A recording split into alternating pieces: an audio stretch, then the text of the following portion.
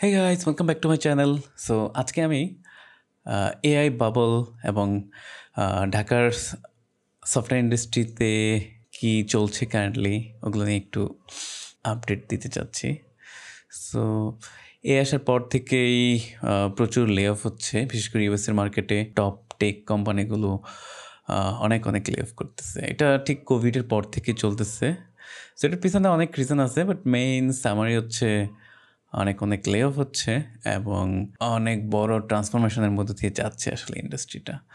So এটার impact আমাদের মার্কেটে কেমন পড়বে ওইটা নিয়ে কথা বলার আগে আমি এর আগে যে কয়েকটা মার্কেটের ক্র্যাশ হয়েছে ওগুলো নিয়ে একটু বলি। সো আমি নিজে ইকোনমির এক্সপার্ট না, এগুলো সবই আমার opinion. First of all, .com crash 2000 সালে যেটা হয়েছিল ওই সময় বাংলাদেশে খুব একটা ইম্প্যাক্ট পড়েনি। ওটা মেইনলি ওই সময় যে বাবলটা ক্রিয়েট হয়েছিল ওটা হচ্ছে অনেক কোম্পানি অ্যাকচুয়াল ভ্যালুর চেয়ে বেশি ইনভেস্টমেন্ট নিয়ে বা শেয়ার মার্কেটে ওদের প্রাইস বেড়ে যাওয়ার পরে ওরা ওই এক্সপেকটেশনটা মিট করতে পারেনি এক সময়।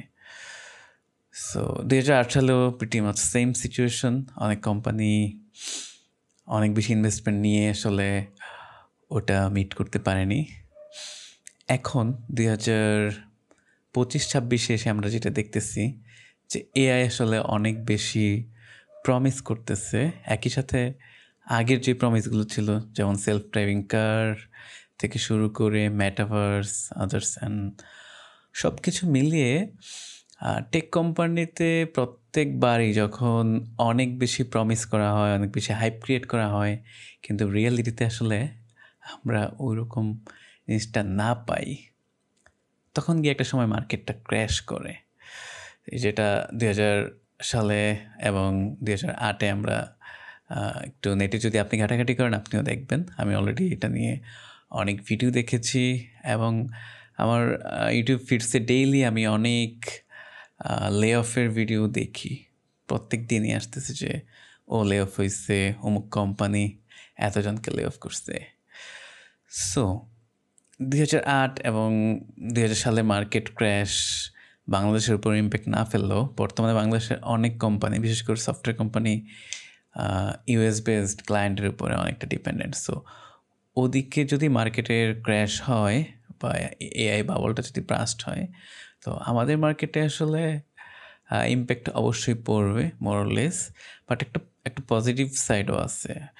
সো ওরা হচ্ছে অফশোর আউটসোর্সিংটা করতে চাবে অনেক কোম্পানি, যেহেতু বাংলাদেশে এবং ইন্ডিয়ার এই সাইডে লেবার কস্টটা কম। সো নেগেটিভের সাথে একটা পজিটিভ নিউজ বলা যায় এটাকে।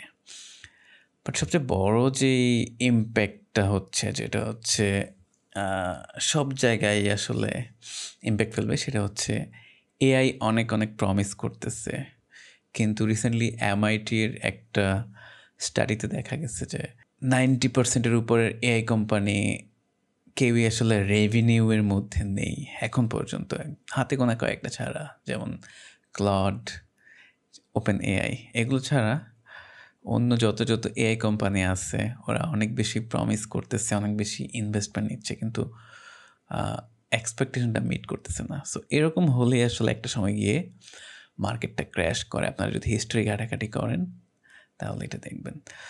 সো এআই আসলে যতটা প্রমিস করতেছে অতটা আমাদেরকে দিতে পারতেছে না, এবং কোনো কোম্পানি আসলে রেভিনিউর মধ্যে নেই। এটা মানে হচ্ছে একটা সময় গিয়ে মানুষ আসলে এআই হাইপ থেকে বের হয়ে যেতে যাবে। সো তখনই মার্কেটটা ক্র্যাশ করবে। অনেকে বলতেছে এটা অলরেডি স্টার্ট হয়ে গেছে। ইউএসের অনেক ব্যাংক, অনেক বড় বড় কোম্পানির স্টক প্রাইস অলরেডি ফল করতেছে। আর আমরা যে চ্যাটজিপিটি বা ক্লড ইউজ করি, ফ্রিতে যেই অ্যাক্সেসটা আমরা পাই, ওটা যদি আমরা সবাই ইউজ করতে থাকি তাহলে কিন্তু কোম্পানি অলরেডি লসের মধ্যেই যাবে, যদি অ্যাকচুয়াল পেইড কাস্টমার অনেক বেশি না থাকে। আমার মনে হচ্ছে এআই আসলে একইভাবে একই রকমের ক্র্যাশ করবে। একই সাথে আদার অনেক ছোট ছোট ব্যাপার আছে, যেমন অনেক অনেক কোম্পানি আগে থেকে বলতেছিল সেলফ ড্রাইভিং কার নিয়ে আসবে, যেমন মেটাভার্স ফেল হলো। এরকম অনেক ছোট ছোট ব্যাপার আছে, সবগুলো একসাথে মিলেছে কোভিডের পরে। কোভিডের টাইমে যে অনেক রিক্রুটমেন্ট হয়েছে ওগুলো অনেক কোম্পানি এখন কারেক্ট করতে চাচ্ছে। আর ইকোনমি আসলে এভাবেই অনেক বছর পরে পরে একবার মার্কেট কারেক্ট করতে চায়। আর এটা যদি অনেক বড় হয়ে যায় সেক্ষেত্রে একটা মার্কেটের ক্র্যাশ দেখি আমরা।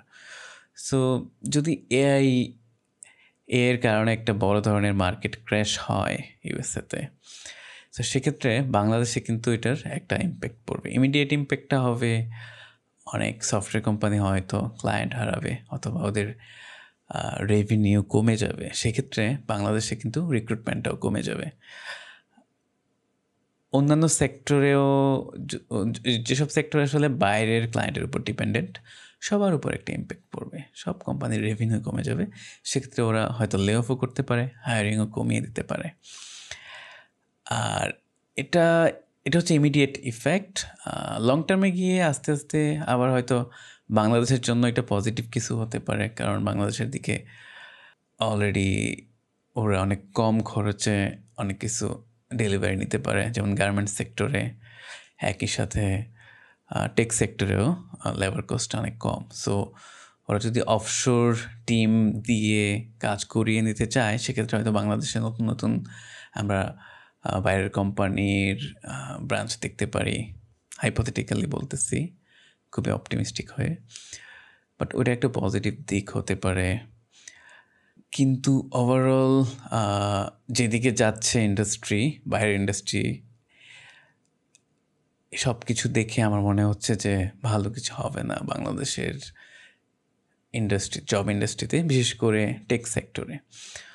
সো জব সুইচ করাটা আর অনেক বেশি টাফ হয়ে যাবে। যারা এখন আসলে একটা স্টেবল জবে আছে ওদের আসলে নতুন একটা কোম্পানিতে যাওয়ার আগের থেকে বেশি অ্যাওয়ার হওয়া উচিত। একই সাথে অ্যাজ অলওয়েজ যদি কোম্পানি থেকে যে কোনো মোমেন্টে কেউ লে অফ হয়ে যায় সেক্ষেত্রে আসলে কীভাবে ফ্যামিলিকে সাপোর্ট দেওয়া বা কীভাবে নিজেকে সাপোর্ট দিবে সেটার জন্য আসলে আমার মনে হয় সবারই এখন প্রিপেয়ার হওয়া উচিত। কারণ এরকম একটা চান্স ক্রিয়েট হওয়ার চান্স আছে 2026-এ, যে কোনো মোমেন্টে হতে পারে। ইকোনমির ব্যাপারগুলো প্রেডিক্ট করা খুবই টাফ, আর আমি নিজেও এক্সপার্ট না। আমি জাস্ট আমার রিসেন্ট ইউটিউব ভিডিও, ওভারঅল মার্কেটের অ্যানালাইসিস থেকে আমি বলতেছি। সো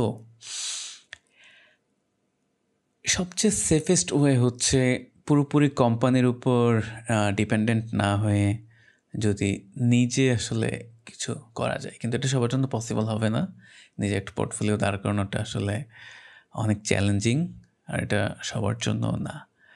সো সেক্ষেত্রে সেভিংস একটা ভালো অপশন আপাতত, এবং জব সুইচ করার আগে কেয়ারফুল হয়ে জব সুইচ করা। অলরেডি বাংলাদেশের মার্কেটে আমি পার্সোনালি দেখেছি অনেক সেক্টরে স্যালারি আগের থেকে একটু কমে যাচ্ছে সেম পজিশনে, অথবা আগের মতো ভ্যাকেন্সি নেই, অনেক কোম্পানি নতুন করে রিক্রুট করতেছে না।